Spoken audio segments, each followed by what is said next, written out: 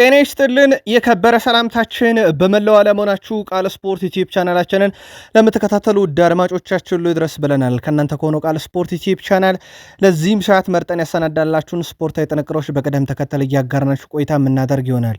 እስከ ፕሮግራማችን ፍጻሜ ቆዩ። ላይክ፣ ሰብስክራይብ፣ ሼር ማድረግ እንዳይረሳ። በሀሳብ መስጫ ሳጥናችን ላይ ሀሳብ አስተያየታችሁን እንደ ሁልጊዜው ልትልኩልን ትችላላችሁ። አስቀድመን እንደ ሁልጊዜው የሀገር ቤት ጉዳይ ቀድሚያ እንሰጣለን። የሀገር ቤት መረጃዎችን ይዘናል። በአውሮፓ የመረጃ ሰዓታችን ጆዜ ሞሪኒዮ አይምጡብን የሚል ማድሪዳዊ ብቅ ብሏል። ምክንያቱን እንነግራችኋለን። በማድሪድ ሌሎች የሚጠበቁ ትልልቅ እውነቶችና የቡድን ዜና ተይዟል። በባርሴሎና ተጫዋቹ ለመልቀቅ ከጫፍ ደርሷል ይላል የታማኝ የዜና ምንጮቻችንን መረጃ እናጋራችኋለን። ከዛ ውጪ በታላላቅ ክለቦች በታላቅ ተጫዋች መረጃዎችን ይዘናል። የዓለም ዋንጫ እየቀረበ ነው። ስለዚህ ተጨማሪ መረጃ በዓለም ዋንጫም ዙሪያ በቃል ስፖርት ዩቲዩብ ቻናል ተይዟል። ተወዳጁ የእንግሊዝ ፕሪሚየር ሊግ የመረጃ ሰዓታችንን በርከት ያሉ አጫጭር ስፖርታዊ ጥንቅሮችን ለእናንተ ውድ አድማጮቻችን እንደ ሁልጊዜው በቅደም ተከተል የምናደርሳችሁ ይሆናል። በፕሪሚየር ሊግ አጫጭር መረጃዎቻችን በመቀጠል የሃላንድን ጉዳይ በተመለከተ ጋርዲዮላ ለየት ያለ ሀሳብ ይዘው መጥተዋል። በርካታ ሀሳቦችን አንስተዋል። በሁለት ክፍል እንመለከተዋለን። የሳቸውን ጉዳይ በሲቲ ቤት ተጨማሪ መረጃ ስናካፍላችሁ፣ በሊቨርፑል ወቅታዊ ጉዳይ ላይ ሌጀንዶች በርካታ ሀሳቦችን እያጋሩ ይገኛሉ። ወቅታዊ ሁኔታ ሊቨርፑል ቤት ምን ይመስላል? ስሎት በክለቡ ዋንጫ ማንሳት እየቻለ ሰው እንዴት ተቃወሙት?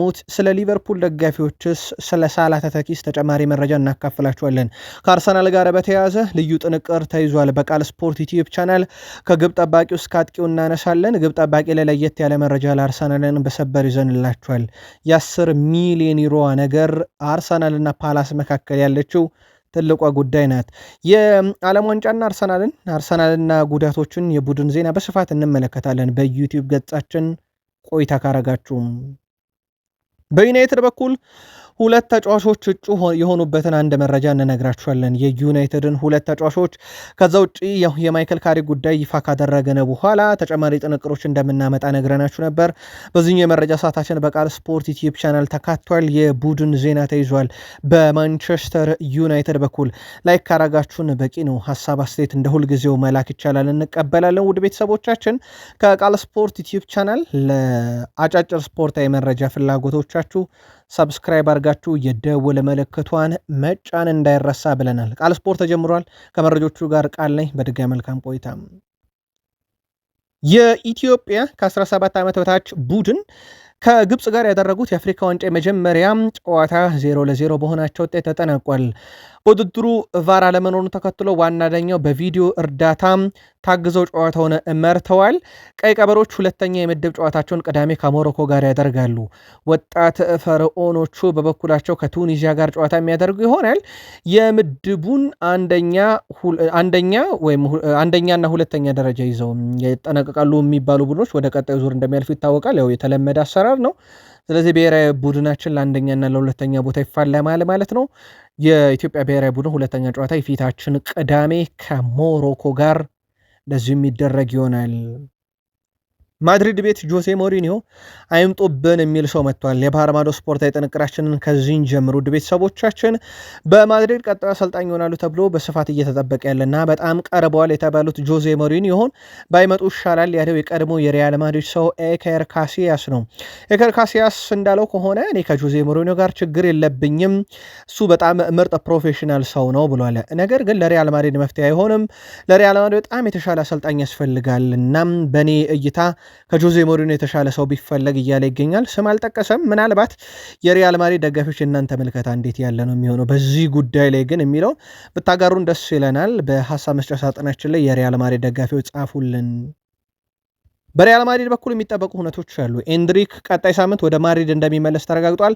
በቡድኑ ቆይታ ያደርጋል። ኤንድሪክ ወደ ሪያል ማድሪድ እንደሚመለስም አስቀድሞ የታወቀ እንደሆነ ይታወቃል እና በቫልዴባስ ልምምዱን አጠናክሮ ይቀጥላል ለዓለም ዋንጫ ዝግጅት ማለት ነው። ሪያል ማድሪድም የኤንድሪክን ጥያቄ ተቀብሎ ከቀጣይ ሳምንት ጀምሮ ተጫዋቹን ይቀበላል ማለት ነው። ኤንድሪክ ከሊዮን ጋር እንግዲህ ቀጣይ ሳምንት ስንብት ያካሂዳል። ከዛ ነው ወደ ሪያል ማድሪድ የሚመጣው። የዓለም ዋንጫ ላይ ትኩረት ያደርጋል ተብሏል። ሪያል ማድሪድ ኤንድሪክ የቡድኑ አካል ሆኖ በቀጣይ ውድድር ዓመት እንዲቀጥል ፍላጎት አላቸው። እንግዲህ ጆዜ ሞሪኒዮ አሁን ተመራጩና ብቸኛው ሰው ናቸው። አልቫሮ አርቤሎን ተክተው ይመጣሉ የተባሉትና ሲመጡ አንደኛ ጆዜ ሞሪኒዮ ያው በስማቸው ስለተነሳ እንጂ የትኛውም አሰልጣኝ ቢመጣ ኤንድሪክን በቡድኑ የማቆየት ፍላጎት እንዳለ በማድሪድ በኩልም ለአሰልጣኙ ይነገራል ተብሎ ይታሰባል። ኬሊያን ምባፔ ክርስቲያኖ ሮናልዶ የኔ ጓደኛ ነው ብሏል። በተለይም ለእኔ አርአያ የነበረ ሰው ዛሬ ላይ ምርጥ ጓደኛ የመሆኑ በጣም አስገራሚ ነው የሚለው ኬሊያን ምባፔ በየቀኑ እናወራለን። በተለይም የመጀመሪያ የሪያል ማድሪድ አመቴን እሱ ነበረ በብዙ መንገድ ያገዘኝ፣ እናም በመካከላችንም በጣም ጥሩ ግንኙነት አለ ብሏል። የሮናልዶን አልጋ ይወርሳል ተብሎ ማድሪድ የደረሰ ዛሬ ላይ ግን በ200,000 ፊርማ እናባረው ብለው ቅስቀሳ የጀመሩ ማድሪዳውያን 5 ሚሊዮን በላይ ፊርማ እንዳሰባሰቡበት ይታወቃል። ለማንኛውም አሁንም ድረስ ከሮናልዶ ጋር ጓደኛ ነን ሲል ተደምጧል። ሌላ በሪያል ማድሪድ ልናደርሳቸው ወደድ ነው አርዳ ጉለር የሪያል ማድሪድ የወሩ ምርጥ ተጫዋች ተብሎ ተመርጧል። ሰፋ ያለ መረጃ እንመለሳለን ከአርዳ ጉለር ጋር በተያያዘ። ሌላው ሪያል ማድሪድ ቤት የሚነሳው ጉዳይ የፌርላንድ ሜንዲ ነው። ፌርላንድ ሜንዲ ጉዳት እንዳጋጠመው ረጅም ጊዜ ከሜዳ እንደሚርቅ ይታወቃል። ይህ ተጫዋች በ2 ዓመት ብቻ 440 ቀን በጉዳት ነው ያሳለፈውና ለሪያል ማድሪድ ሳይጫወት ነው ደሞዝ እየወሰደ ያለውና ሪያል ማድሪድ በቀጣይ ከቡድኑ ይቀንሱታል ተብሎ ከሚጠበቅ ተጫዋች አንደኛው ፌርላንድ ሜንዲ ነው። ባርሴሎና ደረስን። የባርሴሎናን ጉዳይ በተመለከተ ታማኝ የሚባሉ የዜና ምንጮች በተለይ እነ ሞንዶ ዲፖርቲቮን ጨምሮ ሮበርት ሌዋንዶስኪ አሁን ለመልቀቅ ነው ቅርብ በአመቱ መጨረሻ የሚል ዘገባዎችን እየሰሩ ይገኛሉ። እስከዚህ ሰዓት ድረስ በባርሴሎናና በተጫዋቹ መካከል የተደረሰ ምንም አይነት ስምምነት የለም የሚለው ሞንዶ ዲፖርቲቮ ሌዋንዶስኪ ግን የተቻለውን ሁሉ ይሞክራል የተባለው እናም በቀጣይነት በክለቡ መቆየት የሚችልበት እድል ካለ ይሞክራል፣ ካልሆነ ግን በነፃ ይለቃል። ነገሮች የማይቀየሩ ከሆነ የመጨረሻ ጨዋታዎቹን እያደረገ ነው ማለት ነው። በጣሊያን ክለቦች በኩል አሁንም ፍላጎቶች አሉ። የሮቤርት ሌዋንዶስኪ ፈላጊ የሆኑ በርካታ የጣሊያን ክለቦች ሰምተናል። የሳውዲ አረቢያ ክለቦች እና የአሜሪካ ሜጀር ሊግ ሶከር ክለቦችን ፈላጊ ናቸው። ሌዋንዶስኪ እና ባርሴሎና ወደ መጨረሻቸው በጣም ቀርበዋል የሚለው ግን ትልቁ ዜና ነው። ከመዳረሻው በላይ ሙር የአውሮፓን እግር ኳስ ከመረጠ ጣሊያን የመቆየቱ ነገር ከፍተኛ ነው የሚሉ ዘገባዎች በስፋት እየወጡ ነው። የባርሴሎና እቅድ ምንድን ነው የሚለው ግን ሙር በቀጣይ ጥቂት ሳምንታት የሚታወቅ ይሆናል። ዶኒ ማለን በጥር የዝውውር መስኮት ነበር አስቶን ቪላ ለቆ ሮማን በውሰት የተቀላቀለው። ጥር ላይ ከተቀላቀለ በኋላ በጣሊያን ሴሪ 13 ግቦች ላይ ደርሷል። የሲዝኑ ሁለተኛ አጋማሽ በኋላ በጣሊያን ሴሪ አንድ ተጫዋች በጃንዋሪ አንድ የጣሊያን ሴሪን ክለብ ተቀላቅሎ በርካታ ግብ አስቆጥሮ የነበረው ማሪዮ ባሊዮቴሊ ነበረ። በ2012-13 የውድድር ዓመት ወደ ጣሊያን በጥር አምርቶ 12 ጎሎችን አስቆጥሮ ነበረ። ያ ትልቁ ሪካርድ ነበር። አሁን ግን ይሄንን ሪካርድ ዶኒ ማለን የአስቶን ቪላው ተጫዋች ወስዶታል። የመግዛት አማራጭ እንዳለው ይታወቃል። በነገራችን ላይ የውሰት ውሉ ላይ ይጠቀሙታል አይጠቀሙት የሚለው ግን በሮማ በኩል በቀጣይ ይጠበቃል። ፊፋ በቀጣዩ የዓለም ዋንጫ ውድድር ተጫዋቾች ለሚልኩ ክለቦች ሪካርድ የሆነ ገንዘብ እንደሚከፍል ይፋ አድርጓል። በጥቂቱ አንስተነው ነበር ይሄን መረጃ።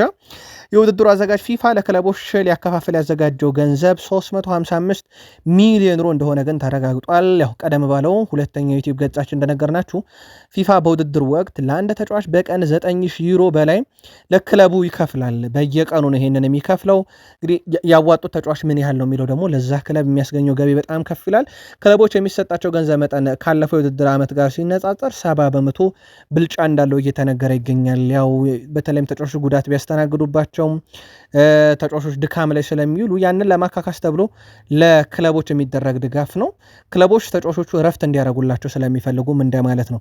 ውድ ቤተሰቦቻችን ከዚህ ጋር በተያያዘ ተጨማሪ ጥንቅሮች በማለዳውም ጥንቅራችን በተለይም ከዓለም ዋንጫ ጋር በተያያዘ በስፋት ይዘን የምንመለስበት ይሆናል። ከዓለም ዋንጫ ጋር የተያያዘ መረጃ ምናልባት በተጨማሪ ልናነሳ ለአሁኑ የወደር ነው። የዓለም ዋንጫ የመክፈቻ ጨዋታ የሚደረግበት ግዙፉ የሜክሲኮ ስቴዲየም አዝቴካ ስቴዲየም የቁመት መቀነስ ሂደት እያጋጠመው እንደሆነ እየተነገረ ይገኛል። ናሳ ዛሬ ይፋ ባደረገው መረጃ መሰረት በተለይም የስቴዲየሙ ከፍታ ዝቅ እያለ ወይም ወደ መሬት እየሰጠመ ያለበት ሂደት መኖሩን አረጋግጧል። ከሳተላይት ምስሎች የተወሰደ ነው። የተወሰኑ ሴንቲሜትሮችን ወደ ውስጥ ዝቅ እያለ ነው ብሏል። ከሰሞኑ የመሬት መሰንጠቅና የፈራረሱ የኮንክሪት ድንጋዮች በስፍራው ላይ በግልጽ እንደሚታዩ የአካባቢ ነዋሪዎችም ሲናገሩ ነበር እያለ ነው። ዴይሊ ሜል ደግሞ የዓለም ዋንጫ የዘንድሮ ለየት የሚያደርገው ነገር ፖለቲካ ውዝግብ አለው። የጸጥታ ሁኔታ ሜክሲኮ ላይ ሲሆን ውዝግብ አለው። የዶናልድ ጄ ትራምፕ ውሳኔዎች፣ ፖለቲካዊ ውሳኔዎች አሉበት። ከዛ የስቴዲየም መግቢያ ትኬቱ መናር ሌላ ጣጣ ነው። አሁን ደግሞ የዓለም ዋንጫ የመክፈቻ ጨዋታ የሚደረግበት የሜክሲኮ ስቴዲየም የመስመጥ ምልክቶች እየታዩበት ነው ይላል የናሳ የሳተላይት ምስሎች። ቃል ስፖርት ላይ ናችሁ። የተመራረጡ ስፖርታዊ ጥንቅሮችን እያጋራናችሁ እንገኛለን። ከተወዳጁ የእንግሊዝ ፕሪሚየር ሊግ ብቻ ወዳገኘናቸው የዕለቱ ጥንቅሮቻችን እንሻገር። በፕሪሚየር ሊግ የመረጃ ሰዓታችን ቆይታ ስታደርጉ ላይክ፣ ሰብስክራይብ እና ሼር አድርጉን። ለሀሳብ አስተያየታችሁ ግን አመስጋኝ ነን። የእናንተ አንድ ላይክ ለእኛ በብዙ ጠቃሚ ነውና ላይክ ማድረግ እንዳይረሳም። በተወዳጁ የእንግሊዝ ፕሪሚየር ሊግ የሚሳተፉ ክለቦች በቅርብ ዓመታት ውስጥ የአውሮፓ መድረኮች ፍጻሜ ላይ እየደረሱ ነው። ለአብነት ያክል ከ2024/25 የውድድር ዘመን ጀምሮ በተካሄዱ 6 የአውሮፓ ፍጻሜ ውስጥ ቢያንስ አንድ የእንግሊዝ ቡድን በአምስቱ ደርሷል ማለት ነው። ማንቸስተር ዩናይትድ ከቶትንሃም፣ ቼልሲ ከሪያል ቤትስ እነኚህ የ2025/26 የውድድር ዓመት፣ ከዛ ዘንድሮ አርሰናል በሻምፒዮንስ ሊግ፣ ቪላ በኤሮፕ ሊግ፣ ክሪስታል ፓላስ በኮንፈረንስ ሊግ ደርሰዋልና ከመጨረሻዎቹ 6 ትልልቅ የአውሮፓ ፍጻሜ ጨዋታዎች የእንግሊዝ ክለቦች አምስቱ ላይ ተሳትፈዋልና በጣም ለየት ያለ መንገድ ነው ይሄ የፕሪሚየር ሊግ ክለቦች አውሮፓ መድረክ እየተቆጣጠሩ ያሉበት። በእርግጥ በተሳትፎም ደረጃ ዘንድሮ ከፍ ያለ ቁጥር የሚጠበቀው በእንግሊዝ እንደሆነ ይታወቃል። የአስቶን ቪላው ተጫዋች አንቶኒ ጎርደን ፈላጊዎቹ ቁጥር ከፍ ያለ ነው። በእርግጥ የፕሪሚየር ሊግ ክለቦችን ፈላጊ እንደሆኑ ይታወቃል።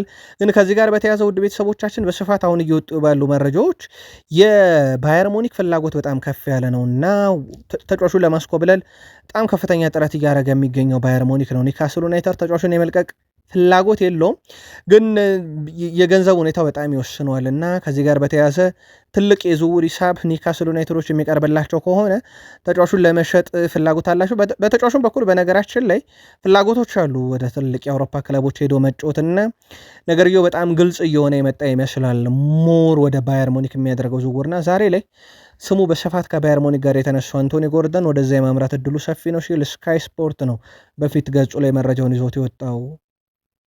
ፔፕ ጋርዲዮላ በኤርሊንግ ብሮት ሃላንድ እና በባሎንዶር አሸናፊ መካከል ዘንድሮ ምን ልዩነት አለ ተብሎ ሲጠየቁ በጣም አነጋጋሪ መልስ መልሰዋል። ኤርሊንግ ብሮት ሃላንድ 2000 ተጨማሪ ደቂቃዎችን ከኦስማን ዴምቤሌ በላይ ተጫውተዋል የሚል መረጃን አጋርተዋል።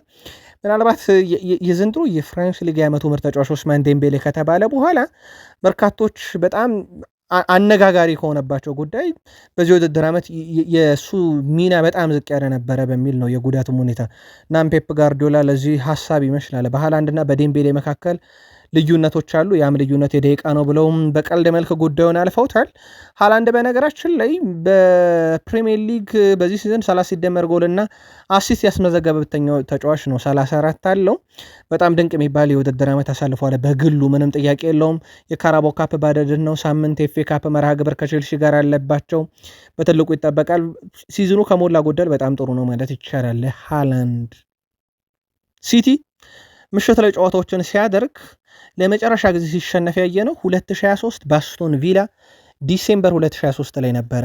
ከዛ በኋላ በነገራችን ላይ 17 ጨዋታ ድል 6 አቻ በአጠቃላይ በነበሩ የመጨረሻዎቹ ወደ 23 የሚጠጉ ጨዋታዎች ላይ ያንን አስመልክቶናል ሲቲ እና ሲቲ ባለፉት ጥቂት ዓመታት ውስጥ በተለይም ባለፉት 3 ዓመታት ውስጥ የምሽት ጨዋታ ላይ ብዙ እየተሸነፈ አይደለም። በጣም አነጋጋሪ መረጃ ነው። ጉዳዩን በእርግጥ በማለዳው ጥንቅራችን በስፋት እናጠናክረዋለን። ከዛ ውጪ የሲቲው ግብ ጠባቂ ጃሊጂ ዳናሮማ በግብ ጠባቂ ታሪክ ቡፎን ምርጡ ነው ለእኔ አርአያ ነው ብሏል። ያው ጣሊያናዊ ናቸው ሁለቱ ምንም ጥያቄ የለውም። ከዛ በኋላ ካሲያስ፣ ኑየር፣ ሽማይክል፣ ያኖ ብላክ የመሳሰሉ ግብ ጠባቂዎች ሊጠቀሱ ይችላሉ ብሏል። ግን ምርጡ ቡፎን ነው ብሏል። የሀገሩን ልጅ አልጋ ወራሹ እንደሆነ ይታወቃል። ጃሊጂ ዳናሮማ በሲቲ ቤት በጣም ጥሩ የሚባል ጊዜን እያሳለፈ ይገኛል። ሊቨርፑል ደረስን። ዳኒ ሜርፊ ስሎት በክለብ ዋንጫ ማሳካት ችሏል። ይህንን ደግሞ ብሬንዳን ሮጀርስ እንኳን አላደረገውም። ስለዚህ የርገን ክሎፕ ዝግጁ ቡድን ይዞ ነው ያሸነፈው ብሎ በሱ ላይ መፍረድ ፍጹም ኢፍትሐዊ ነው ሲል መከራከሪያ ይዞ መጥቷል። የስሎት ዋንጫ የክሎፕ ነው እየተባለ ሲነገር ነበር። ማለት ክሎፕ የገነቡት ቡድን ነው ስለሚባል ማለት ነው። ነገር ግን ስሎት የደጋፊ ሙሉ ድጋፍ መልሶ ማግኘት የሚችለው እያንዳንዱን ጨዋታ ደጋፊ በሚፈልገው ማራኪ የጨዋታ ስልት ጭምር ማሸነፍ ሲችል ብቻ ነው ይላል ዳኒ መርፊ። በአንፊልድ ስትጫወት ሊቨርፑል ተጋጣሚውን ያለ እረፍት ተጭኖ ትንፋሽ እንደሚያሳጣ ይጠበቃል። በዚህ ውድድር ዘመን ግን ያንን ሊቨርፑል አላየንም። በጣም ፍጥነቱ ዝግ ያለ ነው። ይህን ፍጥነት ሊቨርፑል ደጋፊዎች አላዩትም እና ስሎት መደነቅ አለበት ላደረገው ነገር፣ ግን መሻሻል አለበት የሚለው መደገፍ አለበት። ማንም ያላደረገውን ነገር አድርጓል። በመጣበት ዓመት በሊቨርፑል ዋንጫ አንስቷል። ያ ዋንጫ ለክሎፕ አዘጋጀው ቡድን ነው የሚባለውን ግን ኢፍትሐዊ ነው፣ እኔ አልስማማበትም ብሏል ዳኒ መርፊ። ስለዚሁ የሊቨርፑል ደጋፊዎችም ሀሳቡን ያጋራል። የሊቨርፑል ደጋፊዎች በዓለም ላይ ካሉ እጅግ በጣም ጠንካራና ተጽዕኖ ፈጣሪ ደጋፊዎች መካከል ዋነኞቹ ናቸው የሚለው ዳኒ መርፊ ደጋፊዎች ስለ አሰልጣኙ ጉዳይ ብቻ ሳይሆን እንደ ትኬት ዋጋ መጨመር ባሉ የተለያዩ የክለብ ውሳኔዎች ላይ መብታቸውን ለማስከበር የሄዱበትን መንገድ ተመልከቱ ይላል ዳኒ መርፊ። የቃል ስፖርት ዩቲዩብ ቻናል ቤተሰቦቻችን በታሪክ የሊቨርፑል ደጋፊዎች በአንድ አሰልጣኝ ላይ ፊታቸውን ካዞሩ በኋላ እንደገና ተመልሰው እሱን መደገፍ የጀመሩበት ጊዜ በጭራሽ አላስታውስም፣ ግን ምናልባት ያንን የጨዋታ ስታይል ከመለሻሽሎት የዚህን ደጋፊ ልብ ሊያገኝ የሚችልበት እድል ይኖራል ብሏል። ግን የሊቨርፑል ደጋፊ መብት የማስከበር ችግር የለበትም፣ የትኬት ዋጋውን ጥቂት ማሳያ ነው ብሏል። ሌላው በሁስኮርድ በኩል የሳላህን ቁጥሮች ይዞ ወጥቶ ነበር ዛሬ እና እንዴት ይተካል ሳላ የሚለው ግን አሁንም በትልቁ አነጋጋሪ ጉዳይ ነው።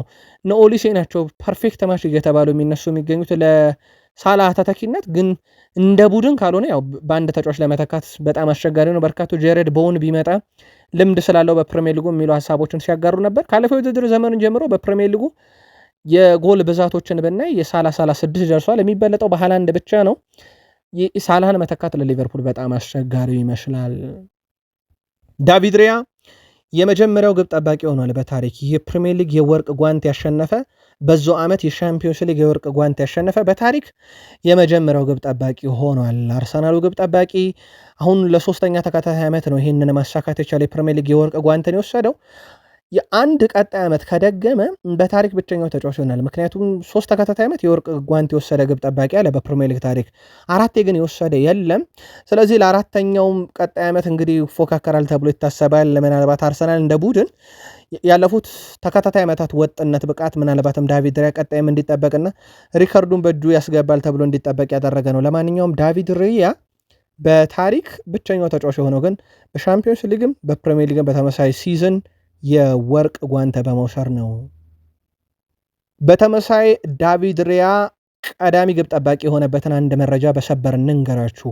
የእንግሊዝ ፕሪሚየር ሊግ 36ኛ ሳምንት መርሃ ግብር የሳምንቱ ምርጥ ተጫዋች ይፋ ሲደረግ በዚህ መሰረት የአርሰናሉ ግብ ጠባቂ ዳቪድ ሪያ የሳምንቱ ምርጥ ተጫዋች ተብሎ መመረጥ ችሏል። ዳቪድ ሪያ አርሰናል ከዌስትሃም ዩናይትድ ባደረጉት ጨዋታ ባደረገው እንቅስቃሴ ነው የሳምንቱ ምርጥ የተባለው።